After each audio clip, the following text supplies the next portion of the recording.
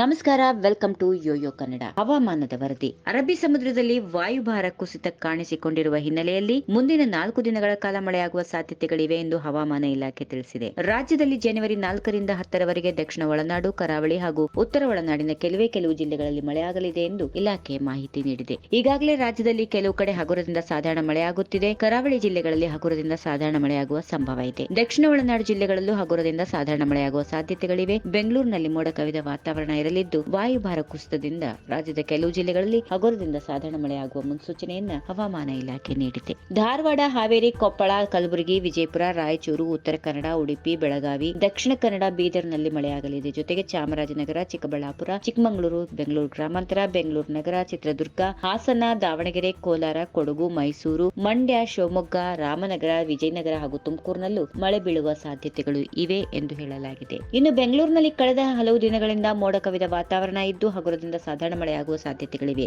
ಜೊತೆಗೆ ಬೆಂಗಳೂರಿನಲ್ಲಿ 27 degree Celsius ಗರಿಷ್ಠ ಉಷ್ಣಾಂಶ, 17 ಡಿಗ್ರಿ ಸೆಲ್ಸಿಯಸ್ ಕನಿಷ್ಠ ಉಷ್ಣಾಂಶ ದಾಖಲಾಗಿದೆ. ಇನ್ನು ವಿಜಯಪುರದಲ್ಲಿ 12 ಡಿಗ್ರಿ ಸೆಲ್ಸಿಯಸ್ ಅತ್ಯಂತ ಕನಿಷ್ಠ ಉಷ್ಣಾಂಶ ದಾಖಲಾಗಿದೆ.